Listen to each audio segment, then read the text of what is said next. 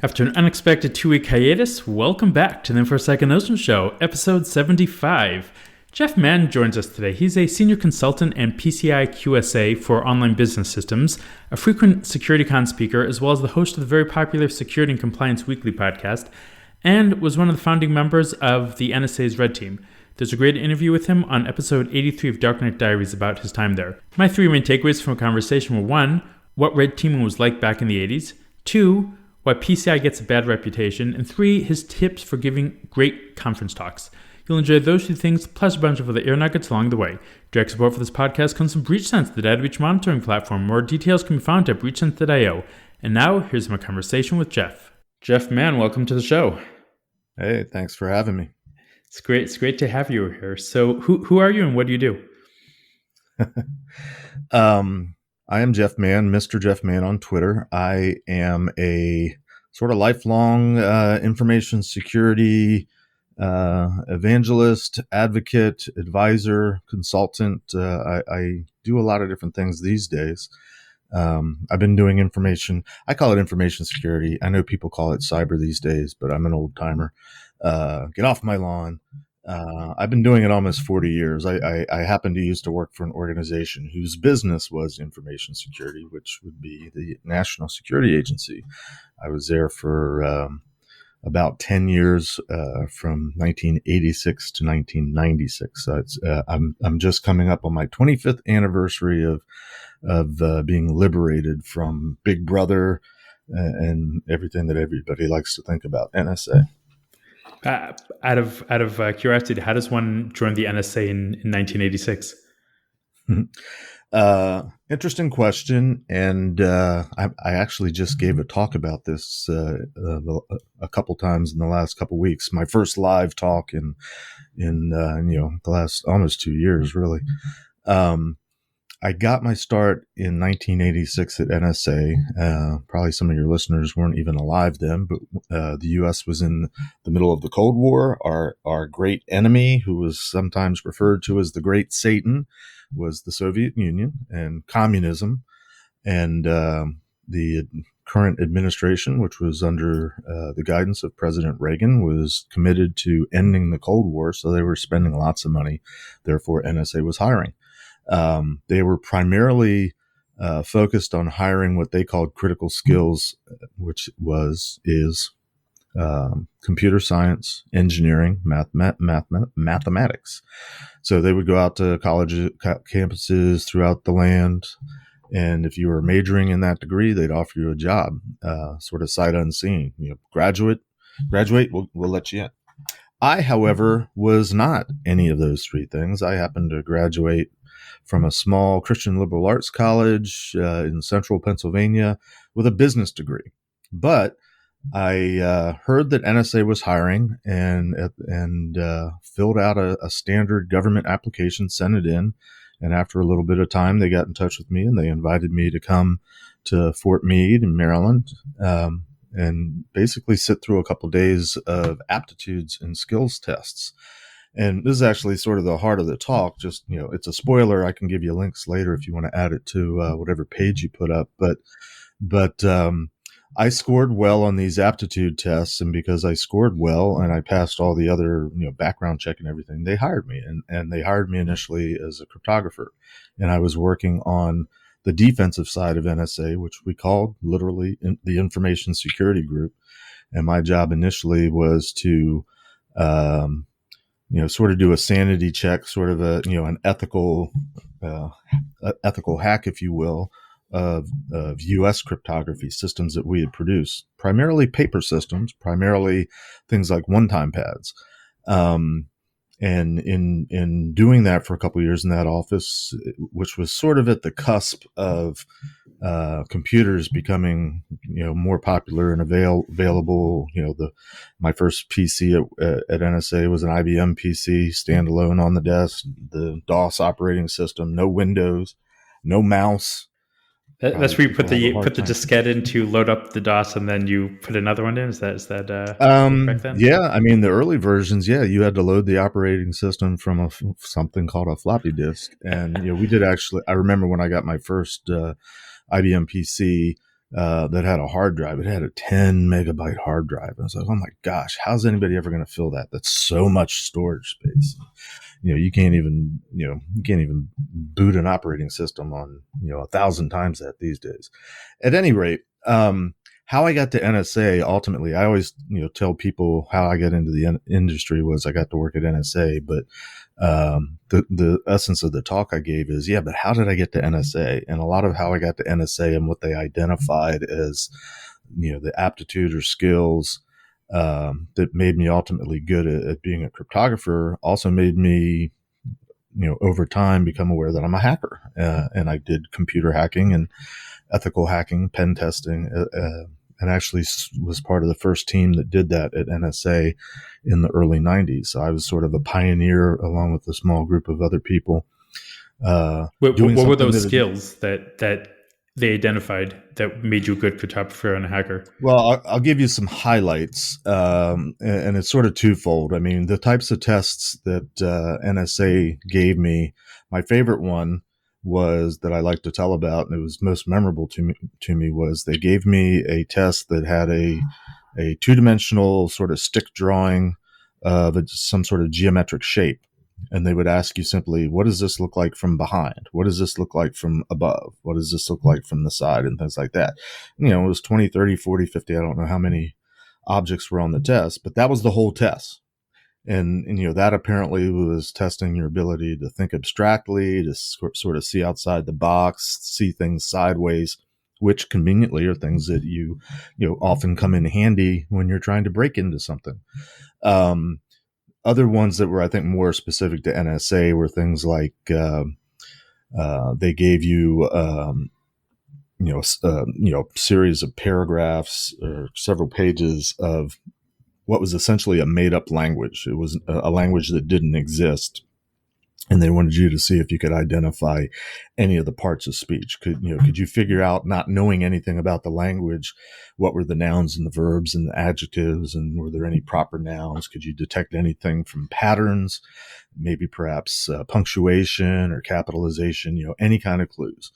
I just thought of this one the other day. One of the tests was simply I think you had, little old-fashioned headsets on, like you see from World War I, World War II movies, and you were listening to people just speaking in different foreign languages, and you had to guess, see if you could tell what the language was. Another one, which is actually kind of applicable these days because there's a parallel, was back in those days, the way NSA recovered all of its communication traffic was out of the air, not the cloud, but the air. And it was mostly radio traffic, various waves, various wavelengths, various frequencies, but it was sound waves being pulled out of the air. And that type of communication traffic has to have things like source and destination and timestamps. So what we would just call message headers. And then there would be a payload, where the message actually occurred. The test was, here's a whole bunch of message traffic intercepts. Can you make sense of it? Can you try to figure out, it was military type of communications. Can you figure out the chain of command? Can you figure out what call sign or what indicator, might be headquarters? Because maybe headquarters is a place where you want to target an airstrike if you were going to perhaps fight a war against these things. It's actually very, very similar in essence to what network traffic looks like, so we called it signals analysis back then. And I've been chuckling the last couple months, listening to various talks and interviews, either on our podcast or just at the couple conferences I've been to, where people are talking about all the different things you can learn about, packet captures and all the juicy information that's in there, and not even getting to the payload, but just stuff about the communication traffic. And I'm thinking, yeah, that's signals analysis. We've been doing that forever, at certain places. So those are sort of some of the specific skills that got me into NSA. But, over time, and again, part of this talk I just gave was, what are the things that made me realize that, I might be a hacker, or I might be good at doing hacking type stuff. And And I, because I was actually in front of a crowd, it was sort of audience participation. Anybody else like this? So I just put up a series of things. So this is just me. I'm not saying this is an exact list. This is just me. I'm left-handed. I think a lot of people in our industry, more than the national or global average, tend to be left-handed. The liberal arts degree has something to do with what makes me who I am. Abstract thinking, critical thinking. I play music. There's a lot of musicians in our field. In fact, various conferences in the former times, people would get together and have jam sessions, or they'd bring their band up on stage, and some people that are like amazing hackers, have amazing skills, also are incredibly gifted musicians. Sort of on another spectrum, and I use that word intentionally, some of us are kind of twitchy and awkward. And, I shared that I like to count things. Every time I climb steps or go up or down steps, I count the steps. Been doing it all my life. When I'm driving out on the highway, don't do it all the time, but very often if I'm bored, I'll count the dotted lines in the middle of the road, from point A to point B, just out of curiosity to see what it is. A little bit ADHD, a little bit OCD, healthy mix of that. I think a lot of people in our industry who are brilliant people, but are also sort of socially awkward and fall somewhere on the I think they still call it the Asperger's spectrum. Things like that, not an exact list, but, when I gave the talk, other people came up and, well, what about this? Or I'm like this, or I had one person approach me almost in tears, like, when is ADHD included too? And I'm like, oh, absolutely. And they just had this huge sigh of relief, like, I'm one of you too. So it was very affirming to a lot of people that were listening to the talk. The point of why I was going through that whole exercise was, we talk in our industry often about there being a labor shortage, and how do we find the new talent and cultivate it and bring it up. And, we have huge debates on whether somebody trying to get into the industry should pursue a degree, which of course didn't exist when I was getting started. Certifications also didn't exist when I was started. Various training courses, and all of those are, good and bad, have their merits, have their pros and cons. But, I looked back to when I was hired at NSA, what they were looking for at the time, the STEM of the day. I was not one of them, and yet they still found a way to identify me and pluck me out and get me launched into this career. So my challenge is, how do we find the people that have the aptitude? How do we find a test that will indicate whether they have potential or interest and passion for things that are out of the ordinary from what we're typically looking for? Do you have a certain cert? Do you have a certain education, a certain degree, this, that, or the other? I actually gave this talk to a bunch of educators just 2 weeks ago, and that was my specific challenge to them was, how do you find me in the crowd? Because I'm not what you're looking for right now. And so I kind of left it there as a challenge. And it's something I'm trying to research and looking for input from anybody. How can we identify the potential in people to move into this field? Not that everybody needs to become a pen tester or a red teamer. It's a vast field with a vast amount of things that need to be done. But I think at one level, anybody can do it. Anybody should certainly be given the opportunity. But there's also something to be said for the passion and the skill and the drive and the interest, the nagging thing that makes people not want to stop. Definitely. The most important thing that I said and I forgot to mention in terms of indicators, is I grew up in a family that loved to do puzzles. There used to be things called, I think they're all online now, but they used to publish magazines that were just various different types of crossword puzzles and other word puzzles and various crypto quizzes, having to, guess the secret code, which are all variations of Caesar ciphers, single substitution ciphers.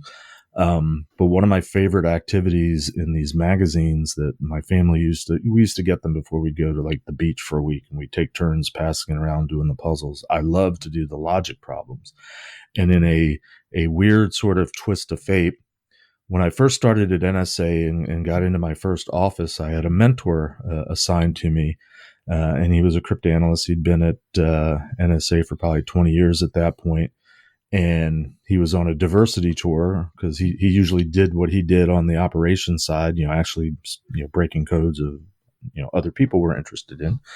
But he was helping out at this office trying to figure out if all of our stuff was still good. And so he could only stay there for so long. So they hired me to grow me into the role, and he was mentoring me. And as it turned out, I found out that he, as a side job, used to write logic problems that were published in the very magazine that I used to do. So I'm like, I used to do this guy's logic problems, and then I ended up working for him, and he became my mentor. That's when I knew I was in the right place, ultimately. Cool. So love of puzzles. Yep. All right. So I want to pivot a bit to PCI. Okay. Okay. Can you explain a bit what PCI is and why should we care? Gosh, I'll try to make this as succinct as possible. And I know that there's a lot of people that have misinformed, misconceived notions about PCI because the industry as a whole largely doesn't understand PCI. So in a nutshell, PCI stands for the Payment Card Industry, and more specifically, the Payment Card Industry Data Security Standard. It is a set of best practices for sort of doing Security 101, fairly comprehensive. I tell people all the time, treat it as a framework. If you're trying to do security, start with the PCI Data Security Standard, and you'll be in pretty good shape. You'll be off to a good start. A lot of people in our industry think it's a bare minimum. And the irony is most of the companies that I work with that have to go through this PCI, and I'm getting ahead of myself. PCI as a program was published in 2004. It was all the major card brands, credit card brands, Visa, MasterCard, Amex, Discover, a few others, got together and agreed upon a common standard of security requirements that all of their customers, all of their retail stores, anybody that's taking credit cards in terms of commerce would have to follow to try to cut down on theft of credit card data, which was one of the more popular things being stolen back 20 years ago. Each of the card brands had their own set of standards, and companies were balking at I'm taking 4 credit cards and I got 4 different sets of security standards that I have to follow. So they came together and said, okay, here's one agreed upon standard. At a high level, and I would argue with anyone, and I do argue with people all the time, here's what PCI says to do. They have 6 overarching goals. Number 1, is this a not suitable for work podcast, or may I speak frankly? Speak frankly. Okay. Number 1 goal, secure your shit.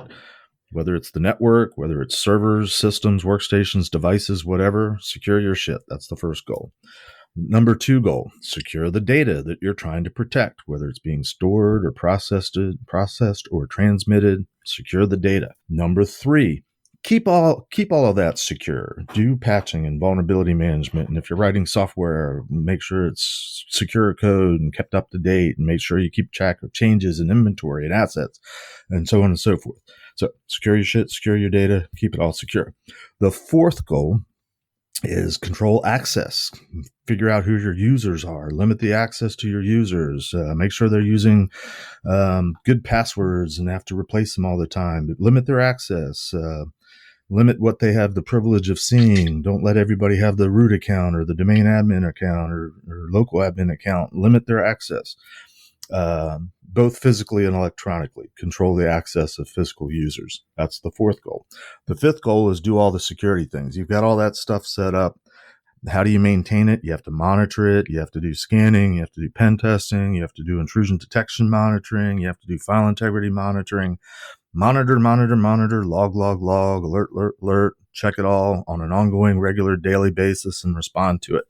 That's the 5th goal. The 6th goal is simply have this all written down in a security program and base it on an annual risk assessment and make sure you've got intrusion detection response, intrusion response, incident response figured out, but basically document everything and write it down. That's PCI in a nutshell. Is it bare minimum? Yes, you could argue that. Is it technology specific? Is it keeping up with the times? No. And that's somewhat by design because security principles don't change. I don't care what technology you're using. Use it securely, lock it down, limit access, figure out what data you're processing, because data at the end of the day is what most people are trying to steal. Figure out how to secure it. Doesn't matter to me what the technology Okay, what is. about impact though on the on industries that it affects? Has it secured? Has it resulted in less breaches? I don't know how you quantify that. Interesting. So, interesting question. Uh, you know, I love PCI. I also hate PCI but mostly not because of the standard, but because of the way it's organizations struggle to implement it and certainly report on the compliance on an annual basis. I happen to be and have been for many years what's called a qualified security assessor, a QSA. Um, I'm the one that's coming in. Most people call me an auditor, but technically I'm doing an assessment. I will respond to it if it's the customer calling me an auditor, but I don't consider myself an auditor. I consider myself a security professional that can come in and evaluate and assess what's going on and decide, yep, you're meeting the spirit, if not the letter, of all the PCI requirements. Keep up the good work. In the early days, going into organizations, credit card data was everywhere. There was no encryption, for all intents and purposes. Credit card was not simply in a database, which is a record of all the transactions for your retail store for the last 5 years. It was in spreadsheets. It was in flat files. The internal accounting department, people doing chargebacks, returns, credits being applied to your credit account. People doing marketing. People were getting into, oh, there's computers. We can figure out what people are buying and send them coupons and get them to buy more. Everybody was touching the data, whether they needed to or not. And logs and routers and network devices, all the data was being captured. It was everywhere. Nowadays, largely it's not. There's still some exceptions, but I would not necessarily measure it in terms of number of breaches, and I don't know the answer to that offhand. Certainly there's been quite a few significant, famous, large-scale breaches nowadays because there's been a large cleanup. And the data isn't everywhere anymore. And the attack paradigm has changed, where the bad guys have figured out they don't have to break in and steal the database and the safe, all the crown jewels all at once and get it out. They can harvest things over time. So a couple years ago, the Home Depot and Target and others were attacked by what they called memory scraping malware.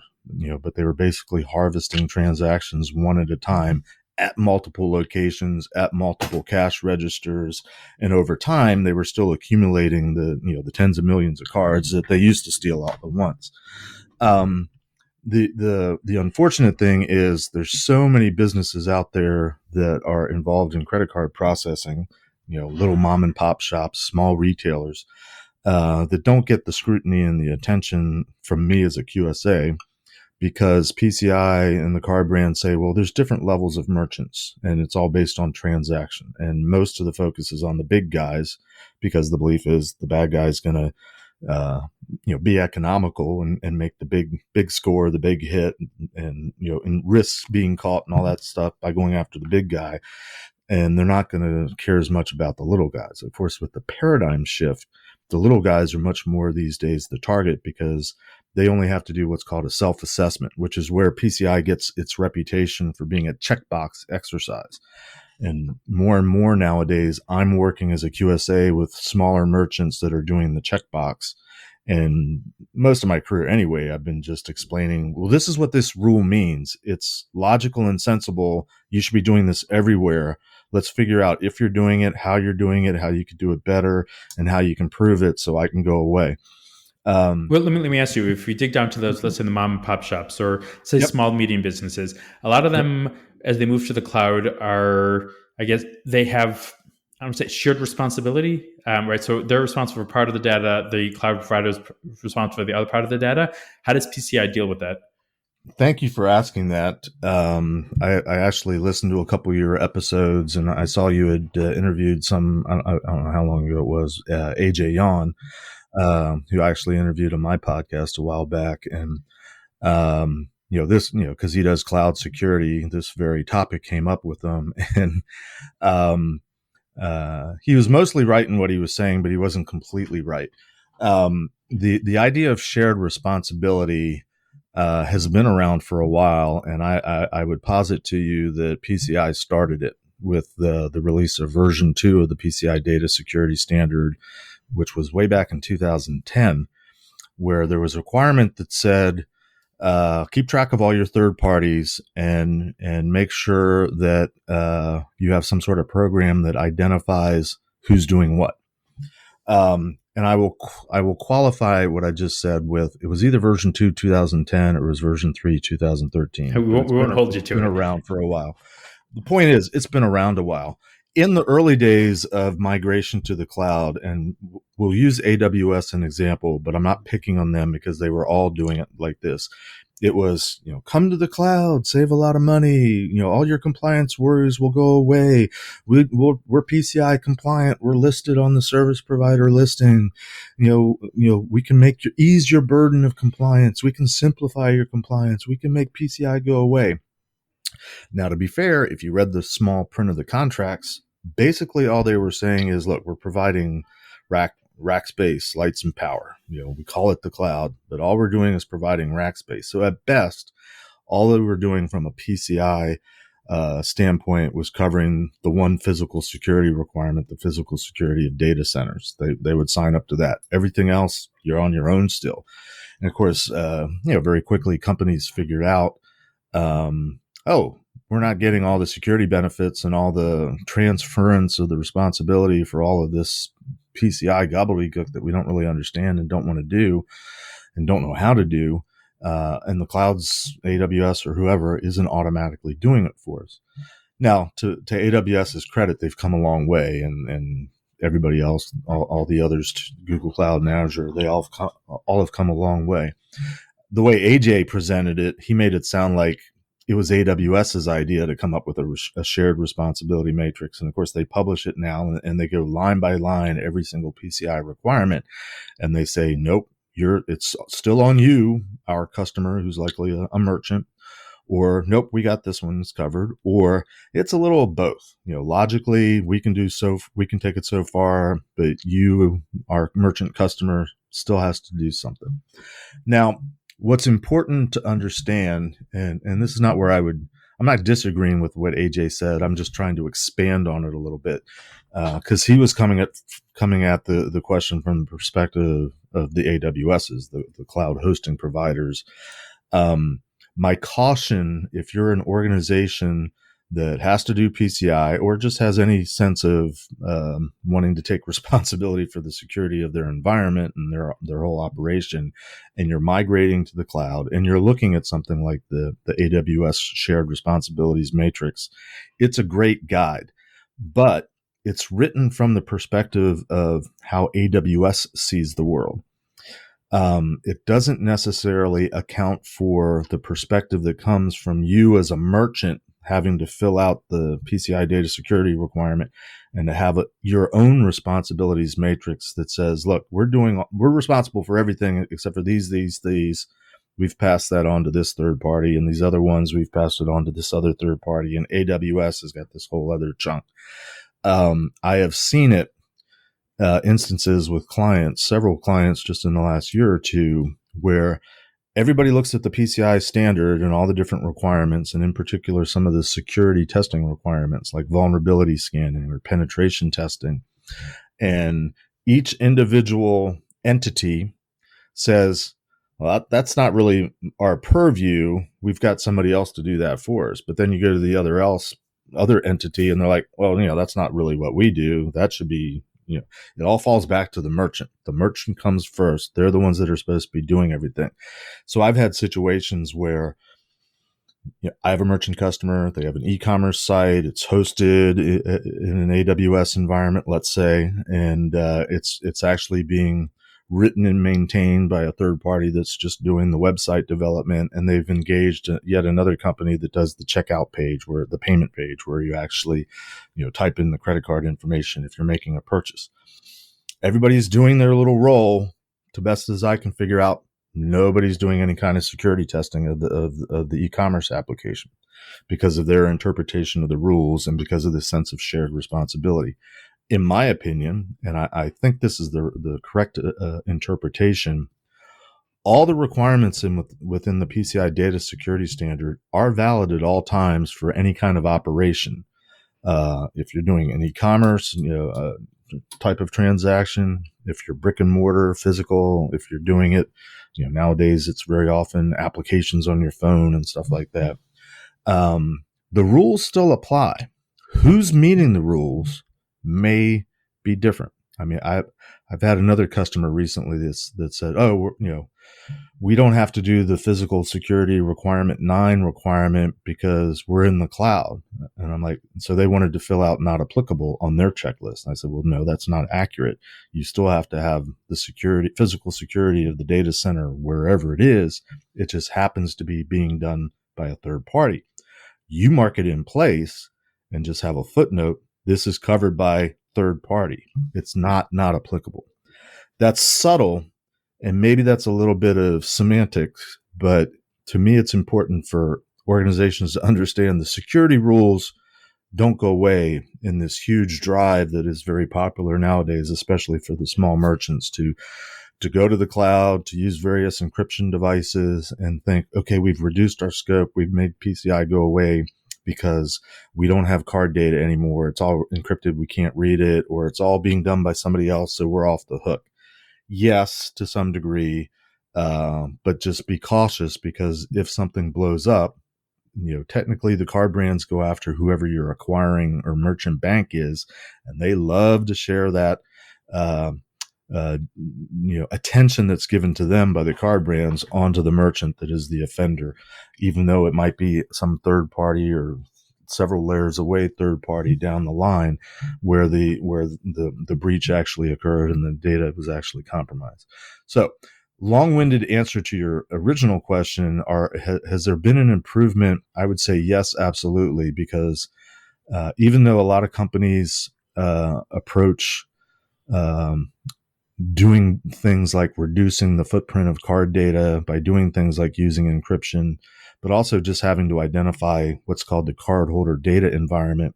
They had to learn the data flows. They had to learn how the business worked. They had to learn all the different places where they were storing the data and using the data, and find out it wasn't necessary, or move the operation into an isolated network that they segment away from the rest of their operations. All that had the net effect of reducing the footprint, of reducing the opportunities to just stumble upon the data and steal it, and make it harder for the bad guys to get to the place where the data was, make them have to work harder for it. Those are all great things and make for a secure environment, but they don't do that. They don't do it for that reason. They do it because they're told, oh, this will reduce your scope. This will make your PCI go away. So I just try to steer people's understanding to help them think that, no, you're trying to secure something. You're trying to prevent something from being stolen. What you're really doing is making it harder for the bad guys.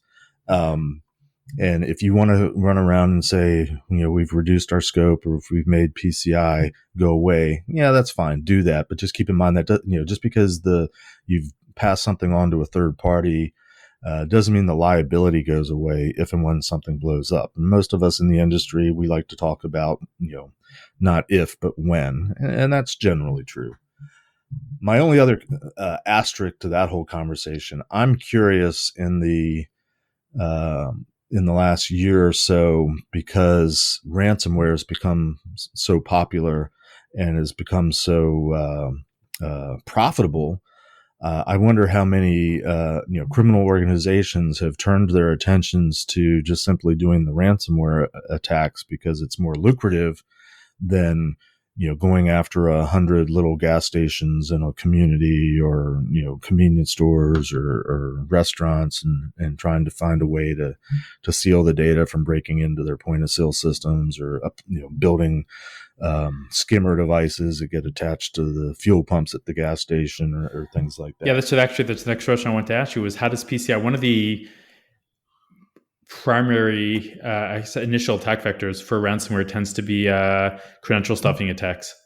Right. So how does PCI address that? I assume that was not a issue back when they first released PCI. So how does that, do companies need to have visibility into password breaches now? to be PCI Well, compliant? so let me because the terminology has evolved, and I am familiar somewhat with password stuffing, and I think we used to do it back in the day. We just didn't call it that. What my simple question back to you to qualify my response is, what is the primary thing that enables password stuffing type of attacks to work? Would be that the user reuses the same password in multiple places. Okay. So you're the organization, like PCIs require them to have, let's say, a WAF, an IDS, or whatever these systems are. But because their employees reuse the same password and say, I don't know, their Instagram account and as well as the within the organization, once that third party gets breached, the attackers can then take those credentials and just do a brute force attack and see where those credentials work, and they get Okay, access. so you finally said what I'm looking for. The key, in addition to the source of passwords and reuse in multiple platforms, absolutely is an issue. But the key to what makes password stuffing work is you have the ability to brute force attempts. I mean, PCI from the very beginning, in terms of password management, has required a limit of no more than 6 attempts to log in to anywhere in the system. And if you fail that 6th attempt, the system is supposed to be locked for at least 30 minutes. Is that 6th attempt based on the same username, or is it IP, or how did that work? Because it seems like either way you go, you would be able to bypass that. Well, maybe there is a bypass. It's written in the context of a single user trying to log in, manually or automatically. Yeah. So in this case, that wouldn't matter because you've got a username and a password, so it'd be just one shot because we know that this username. I don't have to go through like all the RockU passwords. I know this username, this password worked in one place. I'm just going to try that one time here, and then you never get locked out. I mean, you could do things like roll up, like each password attempt is from a different EC2 instance in AWS. So I don't think you would even need to do that. I'm just wondering how PCI, if there's any requirements around credential stuffing attacks in the context of, let's say, ransomware. Well, again, terminology. When I think password stuffing, I think brute forcing. When I think, what you're describing, and maybe it falls under the category in the vernacular of password stuffing, but I think of it more of like a directed attack. A specific user you're going after, and you've got 6 of their passwords from somewhere else. Try 1 or 2 of them. Chances are they're going to work. That's where PCI is today. If it's bypassable, I think what PCI has done and what most people recommend doing to try to protect against this is to implement what we used to call two-factor authentication, but in the standard it refers to multi-factor authentication. And in the early days of PCI, two-factor authentication was required for non-console administrative access primarily, and it's been updated to include basically any access into your card data environment from any level of user, from anywhere, including other places inside your networks. Because since you've created a segmented card data environment and declared that's the only thing that you're going to secure, everything else, including your corporate network, is considered untrusted and open and public, just like you would treat the internet. So all access into the CDE is supposed to be through multi-factor authentication. Now, that doesn't necessarily address attacks that are going after, let's say, a web application, an e-commerce system where it's a consumer user login. They have this standard kind of requirements in place for trying to write secure code and trying to protect against they base their standard on the OWASP top 10. And so on and so forth. So try to prevent access. But, generally the user ID, password, rules are for non-consumer users into these systems, with the presumption that there are other protections in place so that a consumer account can't be, escalated in terms of privilege to get to the back end, and so on and so forth. I mean, it's, nothing can cover everything, and PCI is trying to be broad and try to cover as many bases as possible.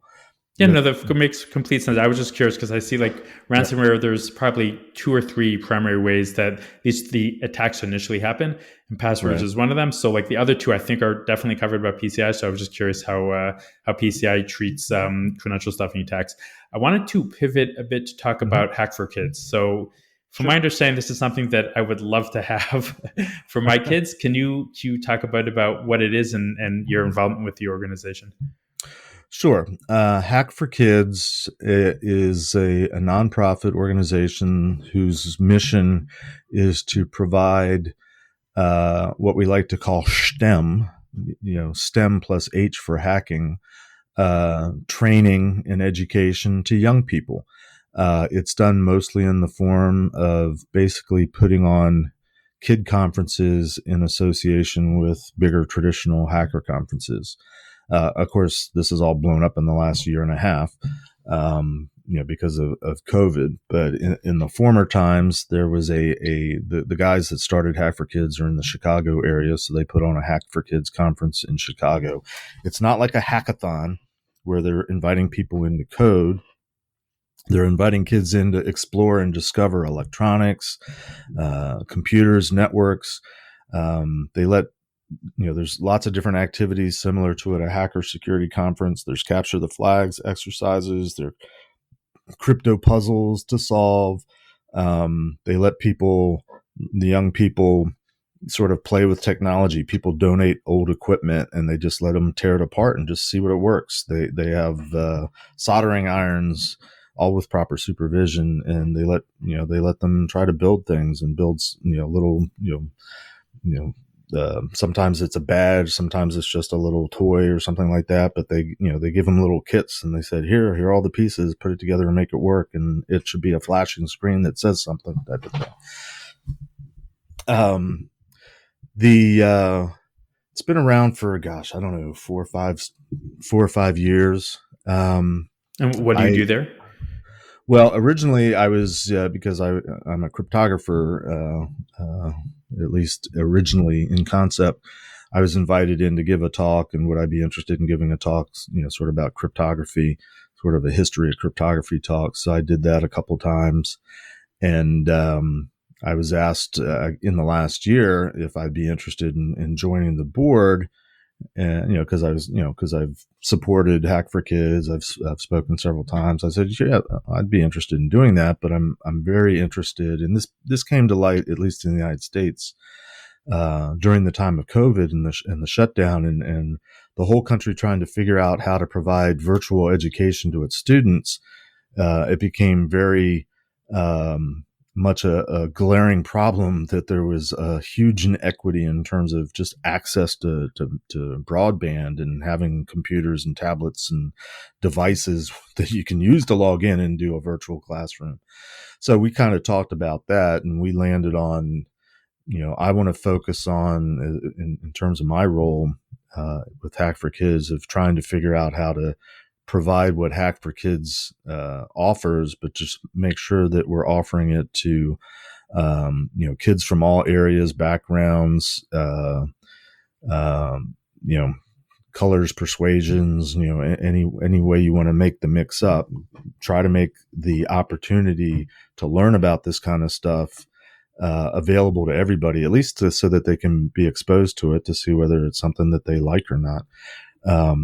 And that's a hard challenge. And of course, we're sort of in this holding pattern until the world opens up again. But, we've talked about, I am not in the Chicago area. I live in the DC area. So we've talked about doing things locally to me. And as we bring in other people to help out, we've talked about what it might be like to put together packages that can be, sent to classrooms so they can kind of do it themselves, or, people that are, kind of like the B-sides movement. You want to do your own little conference in your own area, let's figure out how to make that happen.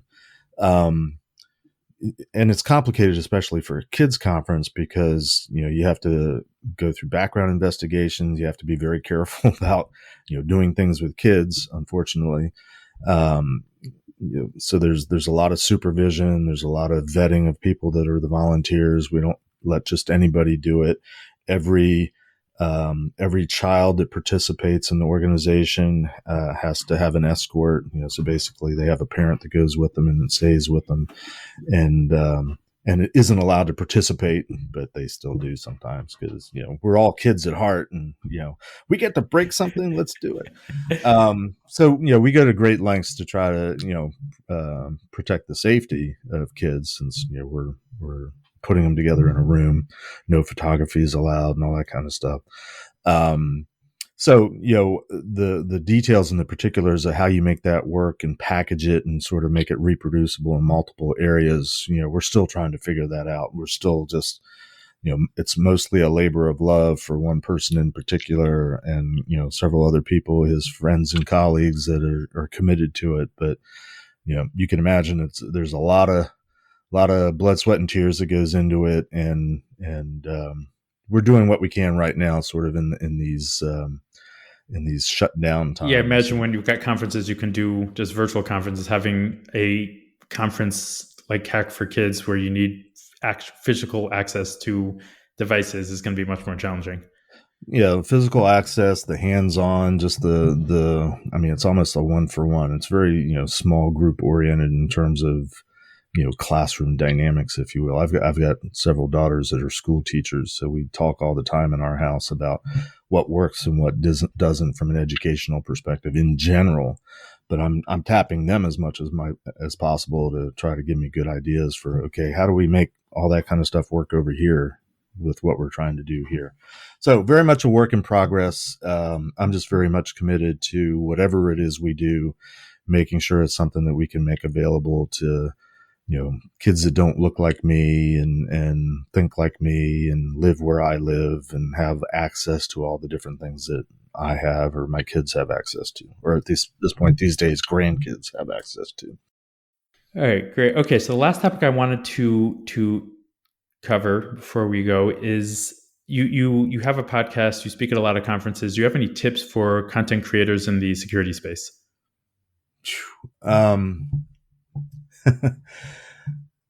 I personally, when I go out and do conference talks, and like I said, I've only started doing it again after almost a 2-year hiatus. I very much end up just telling stories because I see so much repetition in all the shiny new things that people are figuring out, and I try to tell stories about, this is how we did it in the past in a way that makes people connect the dots. I have to tell myself very often, they're excited because they're learning something new. It is new to them, even though it might be 30-year-old, 40-year-old methodologies, whatever. So my advice is, if you're trying to put something together in terms of a talk, most people like to hear talks about what you've been working on, research and things like that, what you've been tinkering with. I mean, I've heard talks where people I had this great idea and I tried to do this, that, and the other, and it didn't work. The end. And that was okay. And, it wasn't something cool and exciting and new, but they kind of walked through the process and they walked through the methodology and what they tried and what they learned from their failures and so on and so forth.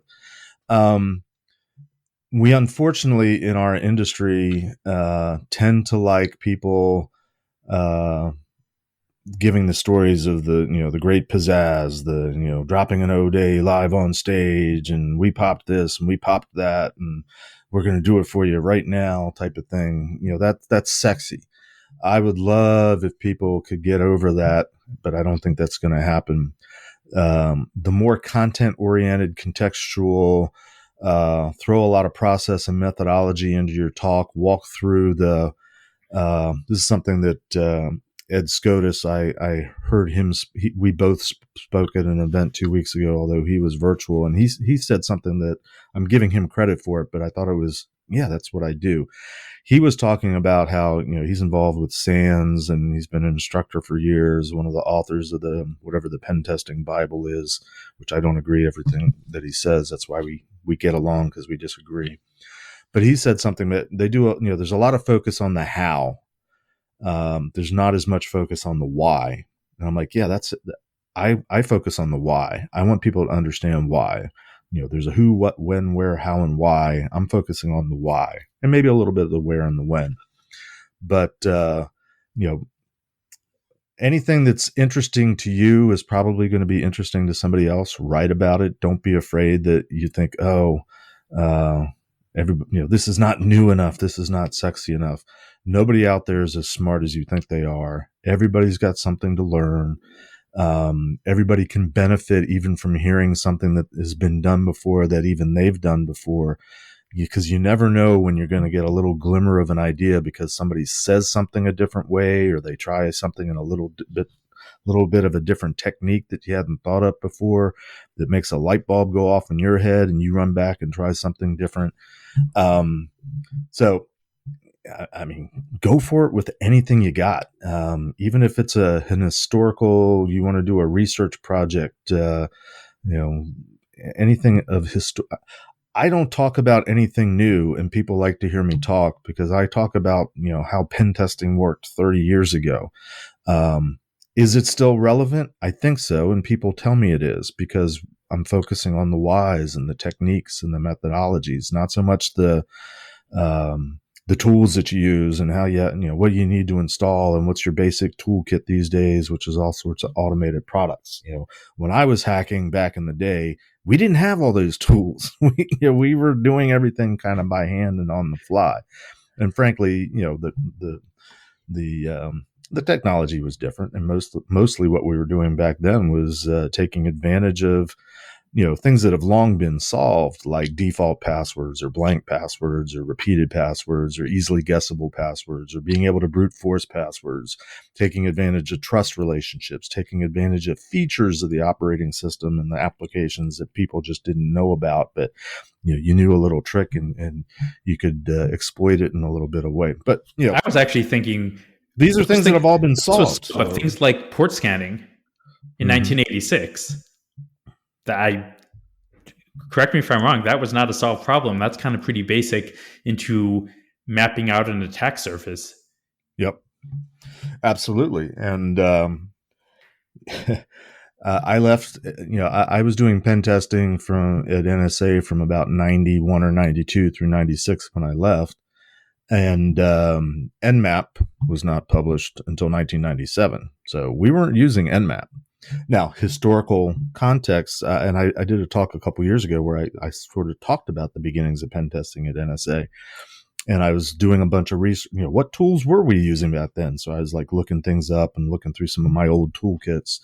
And I ran across Strobe. Strobe was a utility that we used to do port scanning. And it was kind of like Nmap, but much more rudimentary, written in a different scripting language and so on and so forth.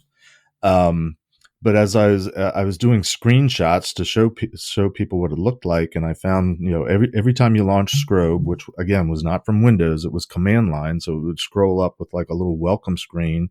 This is Strobe version whatever, had a little stars around it forming a square. Nice ASCII art. Written by Julian Assange, and wow. I'm like, that's why I know the guy's name.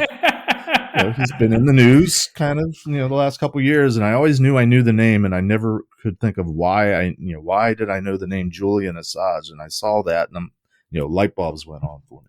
So there's lots of history, lots of overlaps, and everybody benefits from it. So, even though you may not be old as dirt like I am, do a research project and find out some old techniques, because chances are they're still valid. And there's still some variation of a theme that you could apply. That would be a good topic for a talk. How to do some of the basic fundamental things, like we used to call it recon.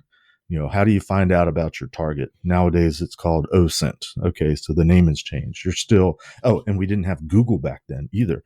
So how do you find out about your target when you can't just Google them? But then on the other hand, I don't know if I trust Google anymore, because if I Google something and you Google something, we're going to get different results and what's valid and what's right. So it's a fun, exciting world, always changing. And because it's so fun, exciting, and moving so quickly, we'll never be out of a job. Awesome. All right, Jeff, where can people find you? My Twitter handle is at Mr. Jeff Mann. I'm there. I talk to people sometimes, and I try to discipline myself to say something pithy and learned, but I don't get around to it all the time. My podcast, I'm affiliated with Paul's Security Weekly, which is a 16-year-old podcast, one of the biggest and best and oldest in the industry.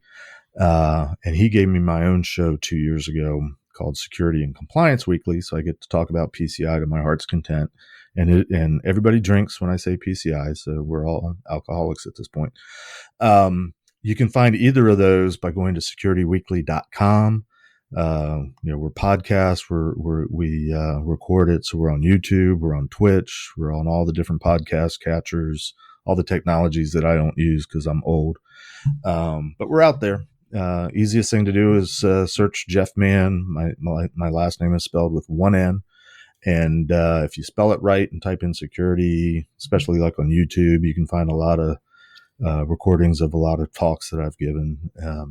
Mostly historical context, but I try to provide it so that it'll make people appreciate the past, appreciate where we've come from, maybe learn a little trick that they haven't heard of before because somewhere along the line it was automated and they just know to push the button. They don't really know what's happening underneath the hood, that kind of stuff.